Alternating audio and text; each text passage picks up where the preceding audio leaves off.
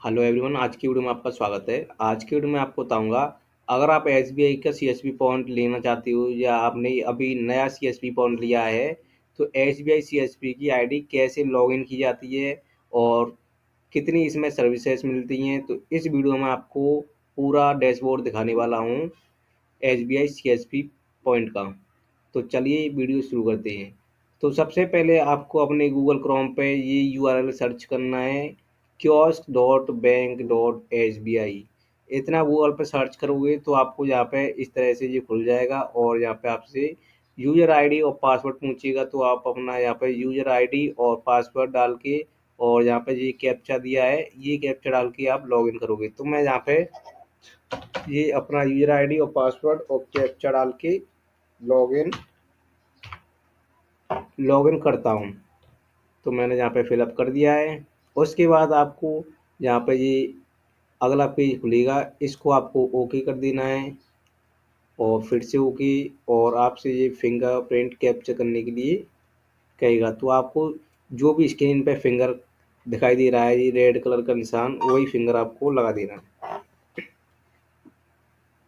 तो चलिए, मैंने यहाँ पे अपना फिंगरप्रिंट कैप्चर करा दिया है और ओके यहाँ पे सक्सेसफुल हो चुका है, ये ओके करेंगे। फिर आपका जो सीएसपी पोर्टल है वो इस तरह से आपके सामने खुल जाएगा। तो मैं यहाँ पे आपको एक एक सर्विस के बारे में बताने वाला हूँ शुरू से।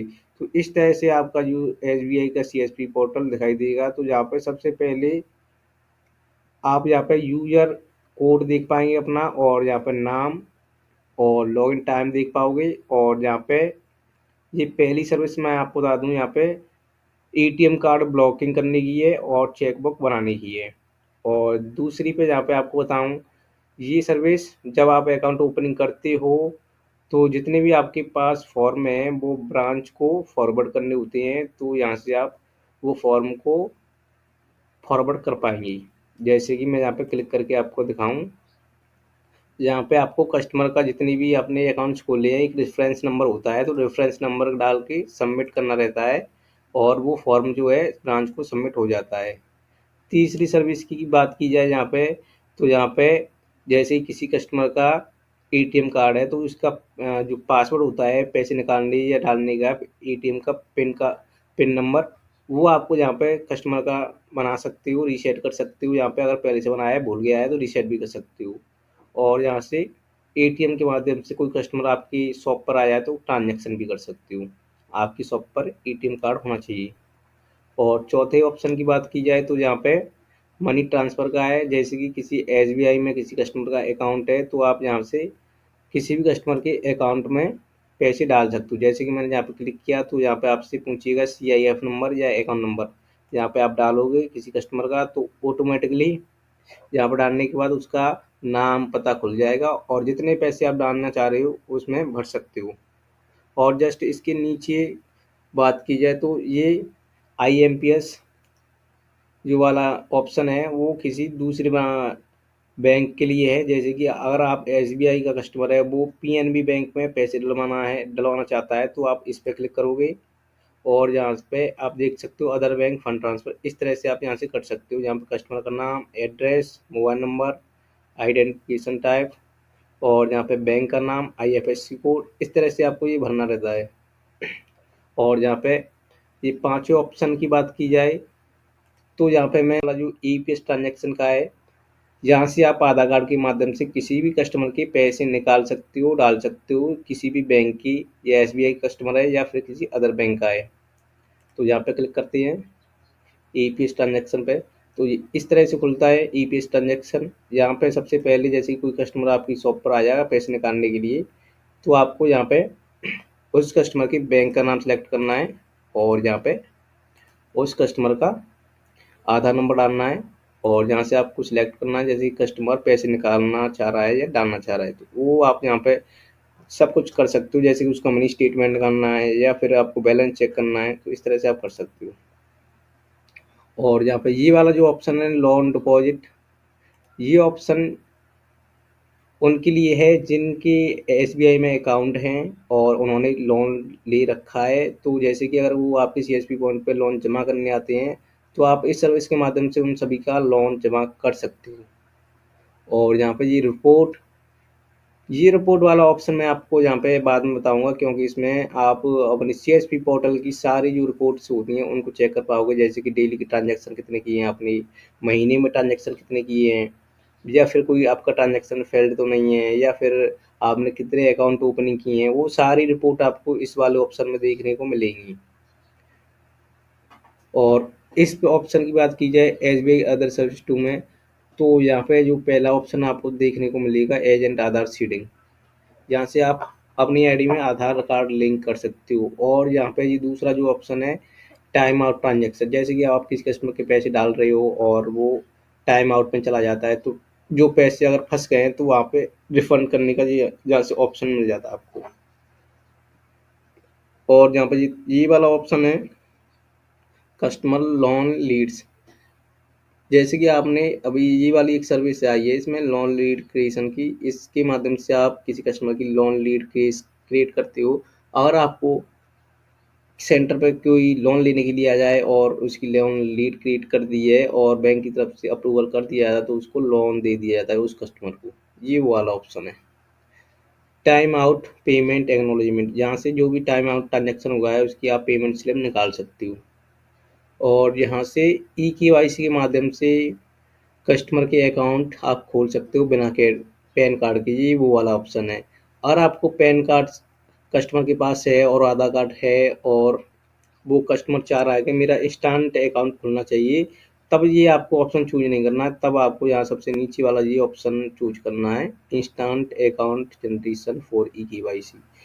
तो यहाँ पे अगर कस्टमर के पास अकाउंट खुलवाने के लिए पैन कार्ड नहीं है तभी ये वाला ऑप्शन का आप चूज करें, वरना इसको रहने दें, आप इंस्टेंट अकाउंट खोलें जिसके माध्यम से कस्टमर को भी जो इंस्टेंट अकाउंट नंबर मिल सके। इसके माध्यम से खोलोगे तो नहीं मिलेगा। और ये डाउनलोड साउंड फाइल्स, ये जब आप ईपीएस के माध्यम से जैसे कि पैसे निकालते हो तो आपके लैपटॉप से या आपके पीसी में अगर वो लगे हुए हैं स्पीकर, तो आवाज़ आती है ट्रांजैक्शन करते टाइम, ये वो वाली फाइल्स होती हैं। और यहाँ पे आप पासबुक अगर आपने ले लिया है तो आप यहाँ पे पासबुक प्रिंट कर सकते हो। और ये वाला जो ऑप्शन है इसके माध्यम से आप किसी भी कस्टमर का बीमा कर सकते हो, जैसे कि 20 रुपये वाला, 436 रुपये वाला, ये वो वाला ऑप्शन है जिसे प्रधानमंत्री जीवन ज्योति बीमा बोलते हैं, 436 रुपये करते हैं साल के, ये वाली वो सर्विस है। यहाँ से किसी कस्टमर के अकाउंट में आधार कार्ड को लिंक कर सकते हो आप। और यहाँ से ये वाली जो सर्विस आप देख पा रहे हो अटल पेंशन योजना, इस इसमें आप किसी कस्टमर को एनरोल कर सकते हो जिसकी उम्र 18 से 40 के बीच में होनी चाहिए। और ये योजना काफ़ी अच्छी है। और इस योजना में कस्टमर के 20,000 रुपये इन्वेस्ट होते हैं टोटल, और जब कस्टमर 60 साल का हो जाता है तब पर मंथ उसके 1,000 रुपये अकाउंट में आना शुरू हो जाते हैं, ये वो वाली सर्विस है। तो ये टारगेट दिया जाता है इन सब चीज़ों का, जैसे कस्टमर का बीमा करने का, अटल पेंशन योजना में कस्टमर का एनरोल करने का, आपकी बैंक की तरफ से या फिर आपके बीसी की तरफ से बोला जाता है, तो इनका भी आपको ध्यान रखना पड़ता है।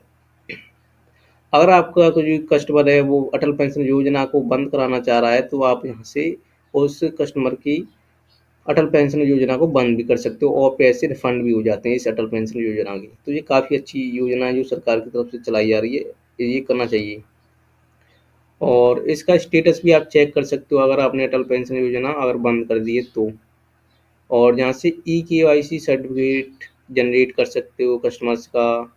और अगर आप कोई कस्टमर आपके पॉइंट पे आता है और जो यूनो चलाता है तो यूनो के माध्यम से कैश विड्रॉल वाली सर्विस भी दी गई है, इसमें कैश विड्रॉल कर सकता है कोई भी कस्टमर यूनो के माध्यम से।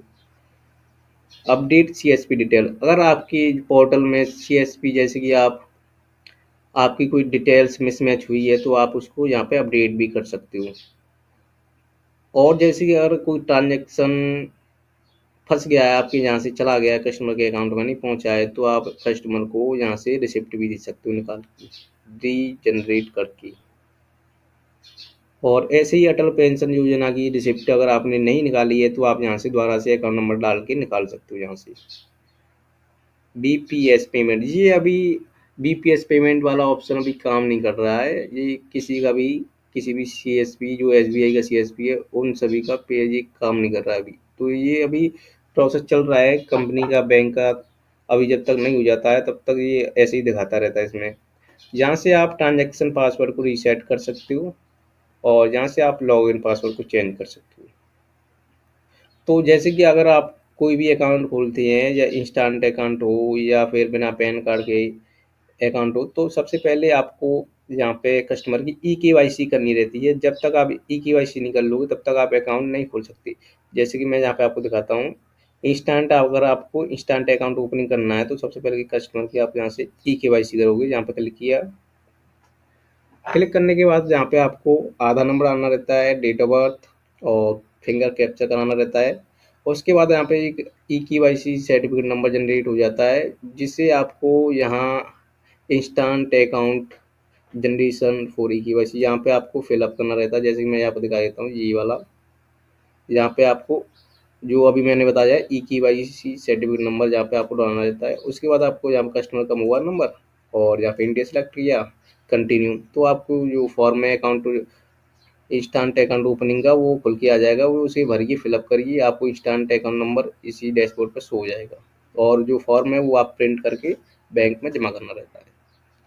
और जहाँ पे ये अभी मैंने बताया था ना, loan lead creation to CRM, तो यहाँ से अगर कोई कस्टमर लोन लेने आता है तो आप यहाँ से उसकी लीड जनरेशन कर सकते हो। और इस सर्विस में आपको 10% का कमीशन भी दिया जाता है। अगर किसी कस्टमर को लोन चाहिए तो आप यहाँ से उसकी लोन लीड क्रिएट करिए और बैंक से उसके जब लोन है वो अप्रूव कर दिया जाता है तो आपको 10% का कमीशन भी दिया जाता है।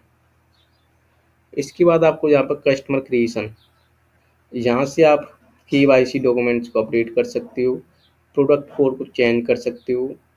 कस्टमर क्रिएशन इंक्वायरी, अगर कोई कस्टमर 18 साल से छोटा है तो आपको यहाँ से कस्टमर क्रिएशन इस ऑप्शन से उस कस्टमर का अकाउंट खोलना रहता है।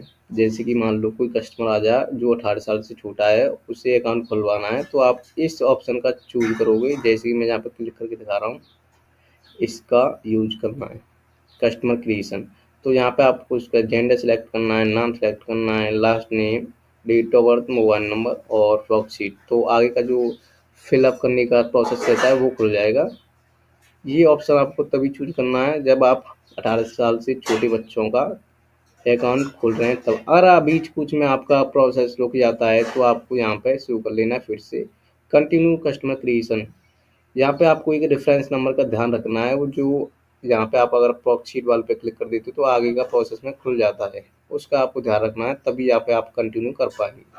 और जब आप अकाउंट प्रोसेस पूरा कर लिए तो इसी रेफरेंस नंबर से आपको ये अकाउंट फॉर्म है प्रिंट करने रहते हैं, यहाँ से print reprint account opening form. तो यहाँ पे ये क्लिक किया, इस तरह से यहाँ पे एनरोलमेंट रेफरेंस नंबर पूछिएगा और जो रेफरेंस नंबर आपको यहाँ पर डालना रहता है। उसके बाद आपको जो अकाउंट फॉर्म है वो यहाँ से खुल जाता है खुल जाता है और उसको आप प्रिंट कर सकते हो और ब्रांच में सबमिट करना रहता है। उसके बाद आपको यहाँ पे अगर लगता है कोई कस्टमर का फ़ोटो अगर नहीं आ रहा है फॉर्म पे तो आपको यहाँ पर री अपलोड भी कर सकते हो। और जब आप अकाउंट ओपनिंग पूरा कर लेते हो प्रोसेस और ब्रांच से उन फॉर्म को अप्रूव कर दिया जाता है तो उन सभी का आप यहाँ से आईडी कार्ड जनरेशन कर सकते हो, जिसका यूज वो पासबुक के तौर पे कर सकते हैं कस्टमर। IUF, ये कस्टमर जो ये वाला ऑप्शन उसके लिए है जो कि आपने इंस्टेंट अकाउंट ओपनिंग किए हैं, तो आप यहाँ से जितने भी महीने में आपने प्रोसेस किया है तो आप यहाँ से लिस्ट निकाल सकते हो। इस तरह से कस्टमर रेफरेंस नंबर आना रहता है, आपको यहाँ पे सर्च करोगे तो आपने जो अकाउंट ओपन किया है उसका स्टेटस आपको देखने को मिल जाएगा यहाँ से, जैसे कि उस कस्टमर का ATM कार्ड जारी हुआ है या नहीं, अकाउंट कहीं रिजेक्ट तो नहीं है, इस तरह से। और किसी कस्टमर का आपको मोबाइल नंबर अकाउंट पर लिंक करना है तो आप यहाँ से कर सकते हो, कस्टमर मोबाइल सीडिंग, इस पर क्लिक करना है आपको। और यहाँ पे आपको कस्टमर का अकाउंट नंबर डालना रहता है, वेरीफाई। उसके बाद आपको यहाँ पे फिंगरप्रिंट कैप्चर कराना है और मोबाइल नंबर को चेंज कर सकते हो यहाँ से, इस वाले ऑप्शन से। और इसमें आपको आ जाना है अब इस पे लास्ट वाले पे, SBI अदर सर्विस 2। तो यहाँ पे आपकी CSP पोर्टल से जितने भी लोन कलेक्शन का काम अगर करते हो तो उसमें भी आपको कुछ परसेंट का कमीशन दिया जाता है। अगर आप यहाँ से ब्रांच से मैप करवा लेते हो तब इसमें आपको जो लोन वाले कलेक्शन वाले अकाउंट है वो आपको दिखाई देंगे। और यहाँ पे view loan data for collection, जहाँ पे आप देख सकते हो कितनी है। और जहाँ पे एक सर्विस मिल जाती है, अगर किसी कस्टमर की आधार कार्ड बैंक में, जो बैंक में अकाउंट है उसमें लिंक नहीं है, तो आप यहाँ से लिंक कर सकते हो। मान लो कोई कस्टमर आ जाए और उसकी अकाउंट में आधार कार्ड लिंक नहीं है और उसके पैसे नहीं निकल पा रहे हैं, तब आपको इस ऑप्शन का यूज करना है। उसका आधार कार्ड आपको सबसे पहले लिंक करना है, तभी वो कस्टमर आपके सीएसपी पॉइंट से पैसे निकाल सकता है, डाल सकता है आधार कार्ड से। यहाँ पे क्लिक किया, इस तरह से आप कर सकते हो यहाँ से। और उसके बाद आपको ये वाला जो ऑप्शन है सबको क्रिएशन, यहाँ से अगर आप कोई सबको बनाना चाह रहे हैं तो आप यहाँ से सबको क्रिएट कर सकते हो। और जैसे कि अगर आप अपने सेंटर पर नहीं रहती हो, तब आपका जो सबक्यू है वो आपकी जगह पर कार्य कर सकता है। तो चलिए, आपको इस डैशबोर्ड में सब कुछ मैंने बता दिया है डिटेल्स में।